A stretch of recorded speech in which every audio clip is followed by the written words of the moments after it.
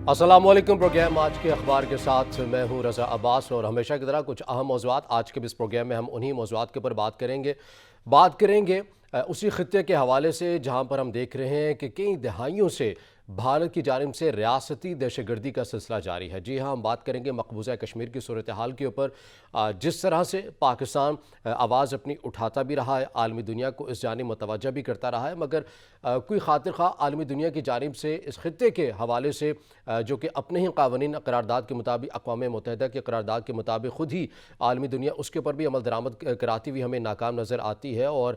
भारत की जानिब से जिस तरह से मकबूजा कश्मीर के नहत्ते लोगों को मारा जा रहा है, ऑपरेशन किया जाते हैं और जिस तरह से उनको नामालूम जगह पर मुंतकिल कर दिया जाता है, फिर वहीं पर उनकी तदफीन भी कर दी जाती है। और ये वो तरीके हैं आए रोज़ जुल्म के नित नए तरीके भारतीय रियासती और बिलखसूस मोदी सरकार निकालती आ रही है मकबूजा कश्मीर के हवाले से। और तहफ़्फ़ुज़ात बार बार ज़ाहिर किए जाते हैं, आलमी दुनिया के हवाले से भी किए जाते हैं और मीडिया भी बात करता है, मगर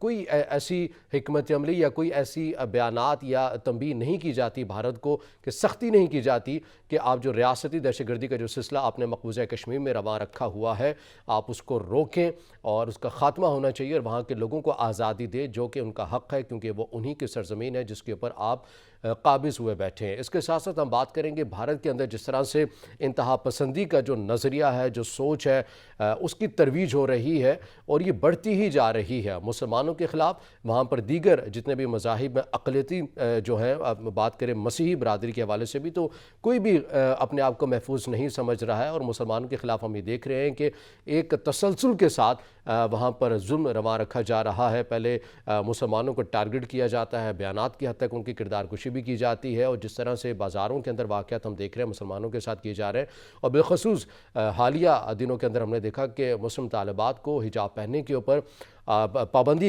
लगा दी जाती है और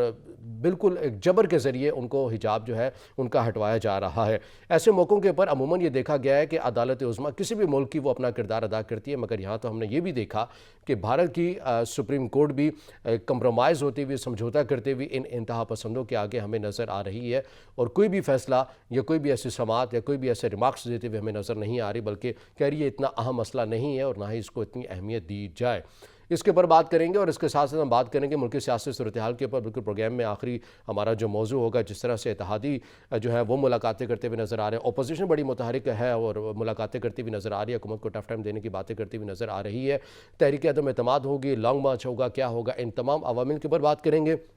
और इन तमाम अवामिल के ऊपर बात करने के लिए हमें वीडियो लिंक के ऊपर ज्वाइन किया है गज़ाला हबीब ने, जो कि चेयरपर्सन फ्रेंड्स ऑफ कश्मीर है। गज़ाला साहिबा, सबसे पहले आपके वक्त का बहुत शुक्रिया। मैं आगाज़ करूँगा आपसे मकबूजा कश्मीर की सूरत हाल के ऊपर। जिस तरह से हमने देखा कि ख़ित्ता दहाइयों से एक यहाँ पर जुल्म का जो सिलसिला है वो रवा रखा जा रहा है। आए रोज़ हम देखते हैं कि कई कश्मीरी जवानों को ख़वातीन की इसमदरी की जाती है, बच्चों तक को मारा जाता है। तो क्या वजह है? आलमी जो दुनिया है वो देख भी रही है, मीडिया रिपोर्ट भी करता है, इंटरनेशनल मीडिया भी रिपोर्ट करता है, मगर क्या वजह है कि आलमी दुनिया के बयानात की हद तक जो हमारे सामने आते हैं, रस्मन जो आते हैं, वो क्यों सही मानों में उस तरह से इक़दाम करती हुई आलमी दुनिया नज़र नहीं आती कि भारत को इस खित्ते के अंदर जुल्म करने से रोका जाए?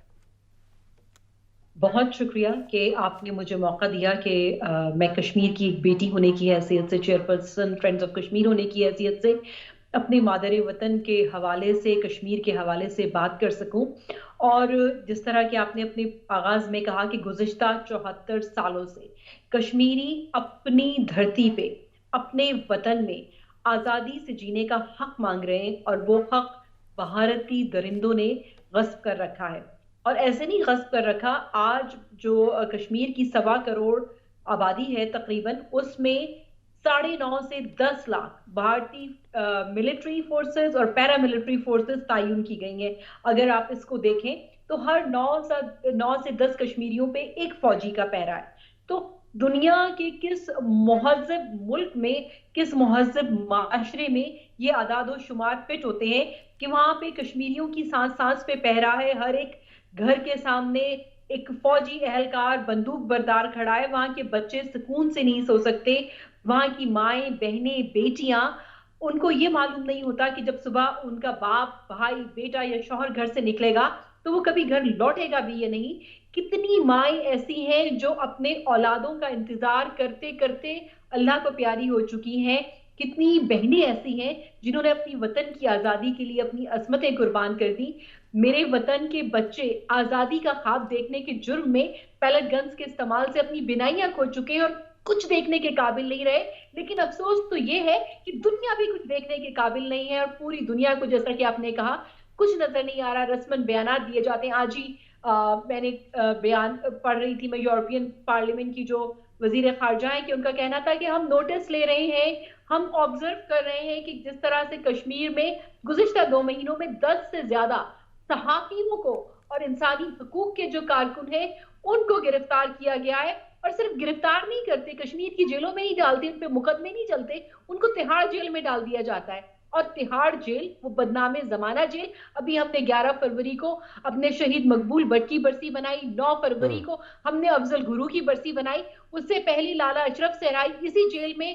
اپنی قید و بند کی صعوبتیں برداشت کرتے کرتے اپنی جو انہوں نے جان ہے وہ اللہ تعالیٰ کی سپرد کی۔ تو اتنی شرمناک جو کارروائیاں ہیں بھارتی حکومت کی، اچھا غزالہ، اتنے مجھے یہاں پر یہ بھی بتائیے گا، میں یقینی طور پر پاکستان کی خارجہ پالیسی کے حوالے سے بھی آپ سے بات کروں گا، مگر مجھے یہاں یہ بتائیے گا چونکہ آپ کا رابطہ رہتا ہے اس خطے کے ساتھ، اس خطے کے لوگوں کے ساتھ، تو وہاں کے جو لوگ ہیں ان کی کیا سوچ ہوتی ہے، کیا افکار ہوتا ہے، وہ کس طرف دیکھتے ہیں اپنے لیے، کوئی ہمارے لیے کوئی یہاں سے کوئی آواز اٹھے گی، یا یہ یہاں پر یہ خطہ ہے یا یہ ملک ہے یا یہ ادارہ ہے جو ہمارے لیے مسیحا کا کردار ادا کرے گا، یا پھر آپ کو لگتا ہے کہ وہاں کے لوگ اب مایوس ہو چکے ہیں تمام ممالک سے ہی، عالمی اداروں سے بھی، اور وہ خود اپنے بل بوتے کے اوپر جس طرح سے پہلے بھی وہ تحریکیں چلاتے آئے ہیں تو وہ اسی کے اوپر ایمان رکھتے ہیں اور اسی کے تئیں وہ چلتے ہوئے نظر آتے ہیں؟ دیکھیں، یہ ایک پروون فیکٹ ہے کہ مسئلہ کشمیر کے حوالے سے یونائٹڈ نیشن میں 18 سے زائد قراردادیں پاس ہو چکی ہیں، جو 12 کشمیریوں سے اس بات کا وعدہ کر رہی ہیں کہ ان کو ان کا حق خود ارادیت دیں گی وہ قراردادیں، لیکن ان قراردادوں کی عملی حیثیت کیا ہے، ان کی پریکٹیکل ورلڈ میں وقت کیا ہے، ہمیں کہیں نظر نہیں آتی۔ اور جہاں تک بات ہے کہ کشمیری کس کو دیکھتے، کشمیری پوری دنیا میں صرف ایک جگہ ہے جسے وہ دیکھتے ہیں، جسے وہ اپنا کعبہ مانتے ہیں، وہ ہے پاکستان۔ کشمیر میں چاہے برہان وانی جیسے جوان بچوں کی لاشیں اٹھیں یا گیلانی صاحب جیسے بزرگوں کی جب میتیں اٹھیں، وہ سب پاکستان کے پرچم میں دفن ہوتی ہیں۔ تو آپ سوچیں کہ ان کی غیر مشروط کمٹمنٹ ہے پاکستان کے ساتھ رہنے کی، پاکستان کے ساتھ اپنی جو ان کی زندگی موت وابستہ کرنے کی، اور اسی کی پوری دنیا انہیں سزا دے رہی ہے۔ کیونکہ اگر وہ مسلمان نہ ہوتے، اگر وہ پاکستان کے ساتھ نہ رہنا چاہتے، تو جس طرح جنوبی سوڈان کا مسئلہ اقوام متحدہ کی ٹیبلز پہ حل ہو گیا، کروشیا کا ہو گیا، مشرقی تیمور کا ہو گیا، کشمیر کا بھی ہو جاتا۔ لیکن کشمیریوں کو کس چیز کی سزا دی گئی؟ مسلم اکثریت ہونے کی سزا دی گئی، اور ان کی اس خواہش کی کہ انہوں نے پاکستان بننے سے پہلے 19 جولائی کو سری نگر میں سردار ابراہیم کے گھر یہ قرارداد پاس کی تھی کہ کشمیر پاکستان کا حصہ بنے گا۔ اور اس کے لیے انڈیا نے کشمیر کو جائے عبرت بنا دیا کہ ہماری 3 نسلیں ہر چیز کی قربانی دے چکی ہے۔ آپ دیکھیں کہ کیا رہ گیا ہے، جان مال عصمت، کھیت خلیان سارے تباہ ہو چکے ہیں، دہقان جو ہیں وہ مفلس ہیں، جو صنعت کار ہیں ان کی صنعتیں بند ہو گئی ہیں، ایک عام آدمی بے روزگار بالکل فاقہ کشی کی حالت میں وہاں پہ زندگی گزار رہا ہے۔ لیکن انہوں نے پاکستان سے محبت اور پاکستان سے جو چاہت اور پاکستان سے جو خلوص کا رشتہ ہے وہ ابھی تک قائم رکھا ہوا ہے۔ آپ دیکھتے ہیں کرکٹ میچز میں جب پاکستان جیتتا ہے وہاں پاکستانی جھنڈے لہرائے جاتے ہیں۔ آپ نے کبھی دیکھا کہ انڈیا کا کسی بھی فتح پہ کشمیر میں کوئی خوشی منائی گئی ہو؟ ایسا کبھی نہیں ہوا۔ اور کسی بھی تحریک، آپ دنیا کی تمام تحریکیں اٹھا کے دیکھیں، آزادی کی جتنی تحریکیں بڑی سے بڑی، کسی قوم نے اتنی زیادہ اور اتنی طویل قربانیاں جو ہے وہ نہیں دی ہے جتنی کشمیری قوم نے دی ہے، کہ ایک بہادر جری اور غیور قوم ہے کشمیری، جو اپنی آزادی سے جو جینے کا حق ہے وہ مانگنے کے لیے گزشتہ 74 سالوں سے ہر طرح کی قربانی دے رہے ہیں، لیکن انہوں نے بھارتی ظلم اور جبر کے آگے ہتھیار نہیں ڈالے۔ جی اچھا، ساتھ میں مجھے یہ بھی بتائیے گا، کیونکہ عالمی میڈیا، مغربی میڈیا، ہم نے دیکھا کہ وزیراعظم پاکستان نے بھی ایک امریکی ادارے کو جو ہے وہ انٹرویو دیا، جس کے اندر ان سے بھی یہ سوال کیا گیا کہ آپ کشمیر کے اوپر آواز اٹھاتے ہیں لیکن شنجیانگ کے حوالے سے آپ جو ہے اس طرح سے بات نہیں کرتے، تو آپ کو لگتا ہے کہ یہاں پر واقعاً مغربی میڈیا جو ہے وہ دوہرے معیار کا مظاہرہ کرتا ہے کہ مقابلہ نہیں کیا جا سکتا، کمپیریزن نہیں ہو سکتا، کہ خطے کے اندر آپ نے انہی کی سرزمین کو تنگ کر دیا ہے، آپ ان کو تعلیم، بنیادی سہولیات سے آپ نے محروم کر رکھا ہے، دوسری جانب وہاں پر کہیں نہ نہ کہیں کچھ بہتری بھی نظر آتی ہے اور بہت ساری چیزیں ہوتی بھی نظر آتی ہیں، ڈیولپمنٹ بھی ہوتی بھی نظر آتی ہیں، تو یہ آپ سمجھتی ہیں کہ مغربی میڈیا بھی اس معاملے کے اوپر، کشمیر کے معاملے کے اوپر دوہرا معیار جو ہے وہ روا رکھے ہوئے ہے؟ بالکل ایسا ہے، کیونکہ بھارت ایک بہت بڑی منڈی ہے۔ بھارت ایک ان کے لیے تجارت کا ایک بہت ہوپ فل سائن ہے کہ جہاں وہ اپنے مال کی کھپت کر سکتے ہیں، تو وہ بھارت کو ناراض کرنا نہیں چاہتے۔ لیکن سوال یہ اٹھتا ہے کہ جب پوری دنیا میں امریکہ میں ہوں، برطانیہ میں، جرمنی میں، رشیا میں، چائنا میں، سب جو بڑے مہذب ممالک ہیں وہاں تو جانوروں کے لیے قوانین موجود ہیں، تو ہوں کشمیری تو جیتے جاگتے انسان ہیں جو اپنی دھرتی پہ، اپنی جگہ پہ، اپنے وطن میں آزادی سے جینے کا حق مانگ رہے، جو حق انہیں انسانی حقوق کے تمام منشور دیتے ہیں، جو حق یونائٹڈ نیشنز کا چارٹر انہیں دیتا ہے، اور اس حق مانگنے کے جرم میں ان کی 3 نسلوں کو قربان کیا جا چکا ہے، لیکن انہیں آزادی سے جینے کا حق نہیں دیا گیا۔ صحیح اور ہو گیا۔ جہاں اس تک حوالے سے بات بھی، ہے، اس حوالے سے مزید بھی آپ کا جو نکتہ ہے وہ میں جاننے کی کوشش کروں گا بریک کے بعد، جب ہم حاضر ہوں گے، اور اس کے ساتھ ساتھ ہم بات کریں گے پاکستان کی خارجہ پالیسی کے حوالے سے بھی، کشمیر کو لے کر۔ ہمارے ساتھ رہے گا۔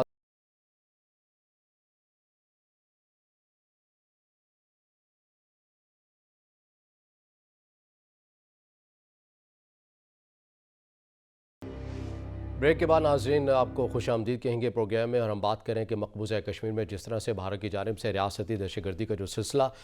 روا رکھا ہوا ہے بھارت نے، مودی سرکار نے، اور اس کے اندر مزید جو ہے وہ شدت اور مزید اس کے اندر آتی جا رہی ہے، لیکن عالمی دنیا کو بار بار پاکستان متوجہ بھی کرتا آ رہا ہے، مگر کوئی خاطر خواہ اقدامات ہوتے ہوئے ہمیں نظر نہیں آ رہے۔ ان تمام امور کے پر ہم بات کریں غزالہ حبیب صاحبہ سے، جو کہ ویڈیو لنک پر ہمارے ساتھ موجود ہے۔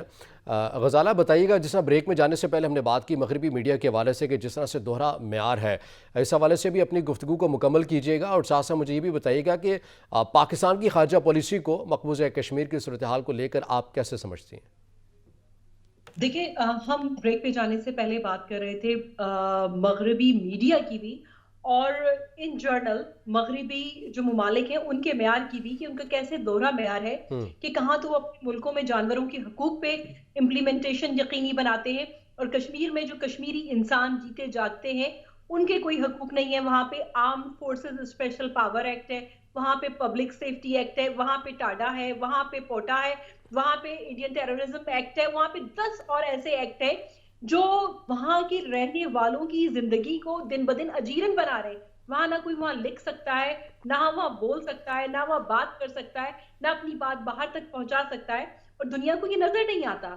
ایک کسی بھی ایک آپ دیکھ لیں کہ اگر یہاں پہ کسی جنگل میں کوئی ایک جانور مصیبت میں ہوگا تو اس کے لیے پورے آپریشنز کیے جائیں گے، ہیلی کاپٹر بھیجے جائیں گے کہ کس طرح اس کو ریسکیو کیا جائے۔ لیکن کشمیر کی 1.25 کروڑ کی آبادی، آپ دیکھیں کہ وہاں کے جو بچے ہیں، 12 سال سے جی 14 سال سے کم عمر بچے، وہ بچے جیلوں میں ہیں، اور کشمیر کی جیلوں میں نہیں ہیں، دہلی کی جیلوں میں ہیں، انڈیا کی دور دراز جیلوں میں۔ آج کشمیر کی پوری قیادت، چاہے وہ آسیہ ترابی ہو، چاہے وہ شبیر شام ہو، چاہے وہ یاسین ملک ہو، چاہے وہ ڈاکٹر مسرت عالم ہو، چاہے وہ قاسم فختو ہو، فہمیدہ صوفی ہو، اور سینکڑوں ایسے نام ہیں کہ وہ سب قید ہیں، اور صرف قید نہیں ہے بلکہ دہلی کی تہاڑ جیل میں قید ہیں، تاکہ انہیں عبرت کا نشانہ بنا سکے آزادی پسندوں کے لیے انڈین گورنمنٹ، جو کشمیری حریت پسند ہے، ان کو دکھایا جا سکے کہ ہم تمہارے ساتھ کیا سلوک کر سکتے ہیں، اور دنیا خاموش ہے، دنیا کو نظر نہیں آتا۔ اور جہاں تک بات ہے پاکستان کی سفارتکاری کی، دیکھیں میں کشمیری ہوں، مجھے بہت جی اچھا لگا جب پرائم منسٹر عمران خان نے کہا کہ میں خود کشمیر کا سفیر ہوں، لیکن ایک بہت زبردستی ان کی جنرل اسمبلی میں اسپیچ تھی 2 سال پہلے، پھر پچھلے سال بھی، پھر OIC کانفرنس میں انہوں نے کشمیر کے حوالے سے بات کی، لیکن اس کا پریکٹیکل رزلٹ ہمیں کہاں نظر آیا؟ آج جب انڈیا کشمیر میں ڈیموگرافک چینجز کر رہا ہے، تو 2 سال پہلے جس طرح آرٹیکل 370 اور 35A ریووک کر کے کشمیر کے اسپیشل اسٹیٹس کو چینج کیا گیا، اور اس کے بعد ڈیموگرافک چینجز لائی گئی۔ میں آپ کو بتاؤں رضا، میری کتاب آئی تھی 2016 میں، جی سلگتے چنار، 2016 جنوری میں۔ اس time everything was normal, اور میں ان خوش قسمت لوگوں میں سے ہوں کہ مجھے آسیہ اندرابی جیسی شخصیت نے، شبیر شاہ صاحب نے، علی گیلانی صاحب نے، ان سب نے میری کتاب پہ رائٹ اپ دیے، اور اس وقت ان تینوں کا یہ کہنا تھا کہ اگر حالات اسی طرح رہے جس طرح سے انڈین گورنمنٹ لینڈ گریبنگ کر رہی ہے اور سلولی ڈیموگرافک چینجز کر رہی ہے، تو 10 سال بعد انڈیا کہے گا کہ آپ آئیں، ہم آپ کو حق خود ارادیت دیتے ہیں، کیونکہ اس وقت تک جو آبادی کا تناسب ہے وہ چینج ہو چکا ہوگا اور مسلمان اکثریت سے اقلیت میں چلے گئے ہوں گے۔ یہ تو بات ہے 2016 جنوری کی، جب سب کچھ نارمل تھا، لیکن 2019 میں اگست میں جس طرح سے انڈیا گورنمنٹ نے جو اسپیشل اسٹیٹس چینج کیا اور کھلے عام وہاں انہوں نے ہندوؤں کو آباد کرنا شروع کیا۔ اب آپ دیکھیں کہ جو ریسنٹ رپورٹس ہیں کہ 3 سے 4 ملین ہندو جو ہیں کشمیر میں بسا دیے گئے ہیں، اور ستم یہ ہے کہ ہم کس کے ہاتھ میں اپنے لہو تلاش کریں۔ یہ صحیح ہے، یہ جو باتیں آپ کر رہی ہیں یہ ہو بہو اسی طرح کا ایک ماڈل لگ رہا ہے جس طرح اسرائیل نے فلسطین کے اندر جس طرح سے وہ پیش قدمی کر رہا ہے، آباد کاری اپنی جو ہے وہ وہاں پر کرتا ہوا نظر آ رہا ہے۔ یہ بالکل اسی طرح کا ہمیں ماڈل نظر آ رہا ہے، مگر ساتھ میں یہ بھی بتائیے کہ ہم مغربی دنیا کی بات کرتے ہیں، عالمی اداروں کی بات کرتے ہیں، مگر کچھ نظر اپنے گھر میں بھی کر لیتے ہیں۔ OIC کا کردار آپ کیسے دیکھتی ہیں مقبوضہ کشمیر کو لے کر؟ دیکھیں OIC کا جو کردار ہے بہت ہی افسوسناک کردار ہے۔ کشمیر کے حوالے سے تو آج تک ہم ایک OIC کانفرنس بلانے میں کامیاب نہیں ہو سکے، اور اس پہ ستم یہ ہے کہ جو عرب ممالک ہیں وہ جا کے کشمیر میں سرمایہ کاری کے لیے تیار ہے، وہ بڑے بڑے پروجیکٹس کر رہے ہیں، یعنی کہ وہ انڈیا کے غاصبانہ قبضے پہ مہر لگا رہے ہیں کہ ہم تمہارے ساتھ ہیں، اور ہم کہتے نہیں تھکتے جی ہمارے مسلمان بھائی، ہمارے مسلمان بھائی۔ آپ بتائیں کہ مطلب یہی اگر ہم اپنے گریبان میں جھانکیں تو ہم باہر مغربی ممالک کی کیا بات کرتے ہیں کہ جب مسلمان ملکوں کا یہ حال ہے۔ اور پاکستان کی جہاں تک خارجہ پالیسی کی بات ہے، یقیناً پاکستان اپنے محدود وسائل میں بہت سارے ایسے جی اقدامات کر رہا ہے جو کشمیر کے حوالے سے ہونے چاہیے، لیکن بہت سارے اقدامات ایسے جو نہیں ہو رہے ہیں۔ اور آپ دیکھیں کہ وزیر خارجہ شاہ محمود قریشی صاحب انہوں نے بارہا کہا کہ جی ہم ہر جو ہماری ایمبیسی ہے، ہمارے جو کانسلیٹس ہیں، ان میں کشمیر ڈیسک بنائے جائیں گے۔ اس اعلان کو 3 سال ہو چکے ہیں، آج تک میں نے تو کسی ایمبیسی میں کشمیر ڈیسک نہیں دیکھا۔ کیوں نہیں ایسا ہو سکا؟ پھر کہا گیا کہ جی ہم پوری دنیا میں پارلیمانی وفود بھیجیں گے، وہ وفود آج تک کہیں بھی کسی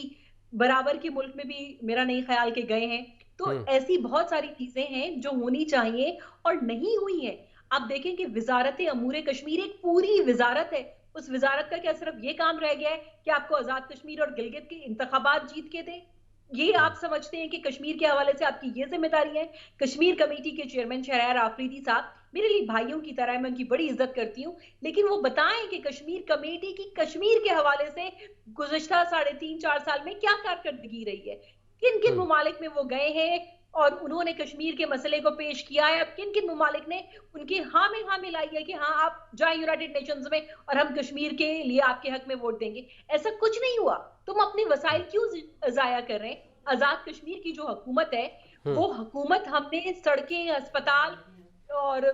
بجلی کے جو ہے کھمبے بانٹنے کے لیے نہیں بنائی تھی۔ اس حکومت کا مقصد تھا کہ وہ تحریک آزادی کشمیر کا بیس کیمپ ہے کہ جب تک ہمارے وہاں بیٹھے ہوئے وادی میں بیٹھے ہوئے بھائی بہن آزاد نہیں ہوں گے ہم یہاں سکون سے نہیں بیٹھیں گے۔ آپ اس حکومت میں کیا کر رہے ہیں؟ لبریشن سیل میں ہمارے پرائم منسٹر صاحب کشمیر کے 27 لوگ اپنے ایک حلقے کی بھرتی کرتے تھے۔ لبریشن سیل جو ادارہ بنا ہی اس لیے تھا کہ وہاں پہ جو بھی لبریشن کے حوالے سے کام ہے ان کے ہاتھ مضبوط کرے گا، تو ہر چیز کو تو آپ نے سیاسی مفادات کا اکھاڑا بنا رکھا ہے، سیاسی مفادات کی اماجگاہ بنا رکھی ہے۔ آپ وقت کی نزاکت کو، وقت کی سنجیدگی کو نہیں سمجھ رہے کہ کتنی گھمبیر صورتحال کشمیر کے حوالے سے ابھی ہو چکی ہے، کہ جس طرح سے وہاں پہ دنوں میں نہیں، راتوں میں نہیں، بلکہ لمحوں میں ڈیموگرافک چینجز ہو رہی ہیں۔ تو یہ 7-6 مہینے کی بات نہیں ہے، 2-3 مہینے بعد انڈیا کہے گا کہ آئیے آپ حق خود ارادیت کا شور صحیح، مچاتے ہیں، ہم لیکن آپ غزالہ یہ بھی ایک حقیقت ہے، اگر جس طرح سے یقینی طور پر جو بیانات دیے جاتے ہیں حکام بالا کی جانب سے ان پر عمل درآمد ہونا چاہیے۔ اگر وفود بھیجنے کا اعلان کیا گیا تھا تو ہونے چاہیے تھے، اگر ڈیسک بنانے چاہیے اعلان کیا گیا تھا تو ہونے بھی چاہیے تھے، لیکن اس کے ساتھ ساتھ ہمیں یہ بھی مان لینا چاہیے کہ مفادات کی بھی جنگ ہے، اور اگر پاکستان جو آواز اٹھاتا ہے اس کی خود معاشی پوزیشن اتنی مضبوط نہیں ہے جیسا کہ دیگر ممالک کی ہے، یا بھارت کی اگر بات کر لیں یا مغربی میڈیا کی بات کر لیں، تو یہ مفادات کی بھی جنگ ہے۔ آپ اگر معاشی طور پر مضبوط ہیں تو آپ کی بات سنی جائے گی، اگر آپ نہیں ہیں، اگر آپ خود آدمی اداروں کے محتاج ہیں، لون لیتے ہیں، قرضے لیتے ہیں، تو آپ کی آواز بھی سنی نہیں جائے گی۔ بالکل ایسا ہی ایک مستحکم اور مضبوط پاکستان ہی کشمیر کے لیے ایک مضبوط اور توانا آواز بلند کر سکتا ہے، اور ہمیں افسوس ہے کہ ایسا نہیں ہے۔ لیکن اس کے باوجود جو بہت ساری ایسی چیزیں جو ہم محدود وسائل میں کر سکتے تھے ہم وہ بھی کرنے میں کامیاب نہیں رہے ہیں. آپ صحیح ہے. دیکھیں نا میں کہ جو اس نقطے کا جو ہے وہ مزید جو آپ اس کے اوپر بات کرنا چاہ رہی ہیں وہ آپ ضرور بات کیجیے گا، لیکن یہاں مجھے ایک بریک کا کہا جا رہا ہے. ناظرین ہمارے ساتھ ہی رہیے گا، اور بریک کے بعد جب واپس آئیں گے تو ہم اب بات بھی کریں گے بھارت میں جس طرح سے انتہا پسندی کی جو ترویج ہوتی ہوئی جا رہی ہے ان عوامل کے اوپر بھی بات کریں گے. ہمارے ساتھ رہیے گا.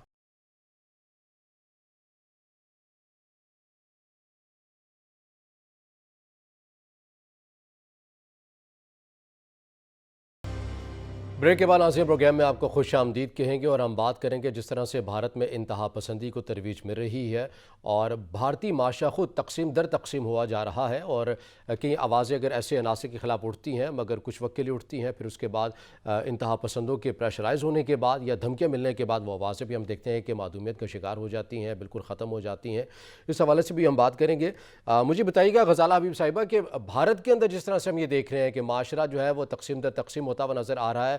مسلم طالبات کے حوالے سے ہم نے دیکھا کہ حالیہ دنوں کے اندر جس طرح سے حجاب پہننے کے اوپر پابندی لگا دی گئی، تمام اداروں نے ساتھ دیا ہے مودی سرکار کا اور اسی سوچ کا. تو بھارتی معاشرہ کہاں جاتا ہوا نظر آ رہا ہے؟ کیا اس معاشرے کے اندر معتدل لوگ ختم ہو گئے؟ بھارت جو آج ایک ملک نظر آ رہا ہے ہمیں، اس میں جو ایک سیکولرزم کا اس کا پردہ تھا وہ چاک ہو چکا ہے. اس کا جو ایک مہذب معاشرے کا پردہ تھا وہ چاک ہو چکا ہے. اور اس کا اصل چہرہ لوگ ہندوتوا کہتے ہیں، لیکن میں ہندوتوا بھی نہیں، میں اس کو برہمنتوا کہوں گی کہ اس کا جو ایک بھیان چہرہ، ایک بھیڑیے کے چہرہ ہے، لمبے لمبے دانتوں، خونخوار چہرے کے ساتھ، وہ لوگوں کے سامنے آ چکا ہے. کہ پہلے تو وہاں پہ انہوں نے مسلمانوں کا جو جینا تھا وہ دوبھر کیا کہ وہ گائے نہیں کاٹ سکتے کیونکہ گائے ان کی ماں ہے. لیکن اس کے بعد سے اب انہوں نے حجاب پہ پابندی لگا دی ہے. صرف یہی نہیں کہ مسلمانوں کی، آپ دیکھیں نا جو کرسچنز ہیں ان جی کو بزور طاقت، بزور جبر ان کو مذہب تبدیل کروایا جا رہا ہے. جو ان کے اپنے ہندو ہیں، جو ان کو وہ نچلی ذات کا کہتے ہیں، جو دلت ہیں، ان کی جو زندگیاں ہیں وہ اجیرن کر دی گئی ہیں. کتنی ساری علیحدگی پسند تحریکیں تو پہلے ہی ہندوستان میں چل رہی تھی. ناگالینڈ کا تھا، خالستان کا تھا، آسام کا تھا. تو اب آپ یہ سوچیں کہ صرف وہ جو مختلف اسٹیٹس تھی ان کی علیحدگی پسند تحریکیں نہیں، اب جو بھارت میں برہمنوں کے علاوہ جتنی بھی چھوٹی ذاتیں ہندوؤں کی، جو دیگر تمام مذاہب ہیں، وہ حیران اور پریشان کھڑے ہیں کہ وہ کہاں پہ رہ رہے ہیں. مطلب اس ملک کا کسی مہذب معاشرے سے کوئی تعلق ہے؟ اور جو مودی ہے وہ فاشسٹ مودی، وہ گجرات کا قاتل 2006 میں جس نے گجرات میں 2000 مسلمانوں کو زندہ جلایا تھا اور پوری دنیا نے اس کے داخلے پہ پابندی لگا دی تھی. اور پھر وہ پرائم منسٹر بن کے اس نے انڈیا کا جو اپنا گھناؤنا نفرت کا کھیل تھا وہ دوبارہ شروع کیا. ہٹلر کی جو دوسری شکل ہے مودی. تو جو بی جے پی کی گورنمنٹ ہے، جو آر ایس ایس کی گورنمنٹ ہے، یہ پورے انڈیا کو، ہندوستان کو انشاءاللہ جلدی ٹکڑوں میں تبدیل کر دے گی. اور ہم یہ دنیا دیکھے گی کہ پہلے جو ہندو جو تھے وہ صرف مسلمانوں کے ٹوورڈز برے تھے، لیکن اب ہر مذہب کے، چاہے وہ عیسائی ہوں، یہودی ہوں، انہوں نے ہر مذہب کے ماننے والوں کا اور ہندوستان میں رہنے والوں کا ان کا جینا دوبھر کر دیا ہے. تو انشاءاللہ آپ دیکھیں گے کہ وہ اپنا لیکن ہم نے جو ایسے نفرت کی موقعوں کے اوپر باتیں دیکھا ہے کہ انہیں اگر غلط اپنے ملک کی بھی بات کریں تو بعض اوقات اگر ایسی چیزیں بطور سماج کے اندر ایسی ہو بھی جاتی ہیں تو ایسے میں عدالتیں اپنا کردار ادا کرتی ہیں، سپریم کورٹ اپنا کردار ادا کرتی ہے. مگر ہم نے دیکھا کہ بھارت کے اندر بھی سپریم کورٹ بھی وہ کردار اپنا ادا کرتے ہوئے نظر نہیں آ رہی جو کہ اس نے کردار ادا کرنا چاہیے اس کو. ہاں، کیونکہ یہ منظم طریقے سے ہو رہا ہے. وہ سمجھتے ہیں کہ ہندوستان صرف ہندو مذہب اور ہندوؤں میں بھی صرف جو برہمن ہیں ان کے رہنے کی جگہ بنا لی جائے، اور جو باقی تمام مذاہب کے ماننے والے ہیں، چاہے وہ بدھ مت ہو، چاہے وہ مسلم ہو، چاہے وہ کرسچنز ہو، چاہے وہ جوئش ہو، ان سب کو انڈیا سے نکال دیا جائے. ان کا خیال ہے جو بی جے پی کے اور آر ایس ایس کے جنونی ہندو ہیں کہ اس طرح سے وہ اپنی دھرتی کو پاک کریں. لیکن اس طرح سے وہ انشاءاللہ جلد آپ دیکھیے گا کہ عبرت کا نشان بنیں گے. اور دنیا کو بھی آہستہ آہستہ نظر آ رہا ہے کہ کس طرح حجاب کے معاملے میں، میں سلام پیش کرتی ہوں اس بچی مسکان کو کہ جس طرح اس نے اللہ اکبر کا نعرہ لگایا اور پوری دنیا میں اس نعرے کی ہمیں گونج سنائی دی. تو اس طرح سے دنیا کی بھی جو آنکھوں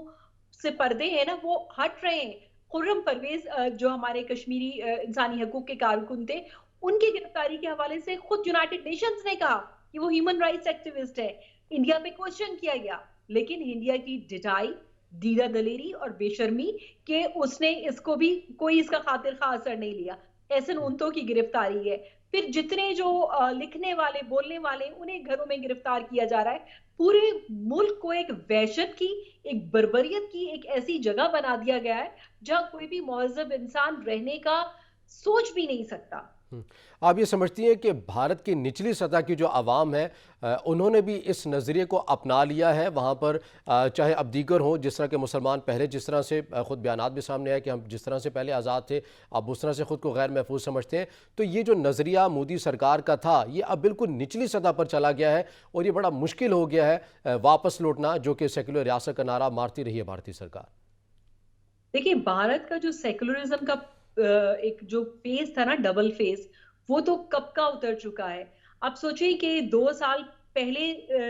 کی اگر ہم بات کریں تو جو مغربی دنیا تھی وہ کشمیر کے مسئلے سے بالکل ہی لا علم تھی، بالکل ہی ناواقف تھی. جو امریکہ کی میں اگر خصوصاً بات کروں کہ رسائل و جرائد میں کشمیر کے حوالے سے کبھی کوئی سنگل کالم کی بھی کوئی خبر ہمیں نہیں نظر آ سکی. لیکن ان 2 سالوں میں جو نیو یارک ٹائمز ہیں، جو واشنگٹن پوسٹ ہے، انہوں نے بڑے بڑے آرٹیکلز لگائے کشمیر کے حوالے سے.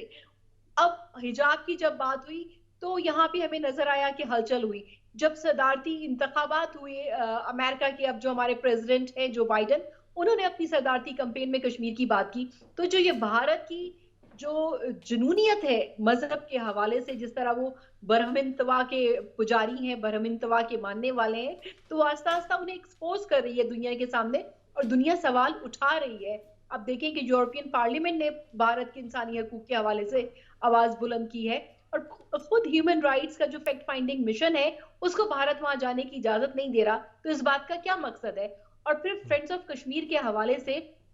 2020 میں نے United States commission on international religious freedom ایک رپورٹ جمع کی تھی، اور جی جس میں ہم نے پوری رپورٹ میں بتایا تھا کہ کس طرح کشمیر میں مسلمانوں کو ٹارگٹ کیا جا رہا ہے اور مذہب کے بنیاد پر ان کی حق تلفی کی جا رہی ہے. اور جب U S C I R F کی رپورٹ آئی تھی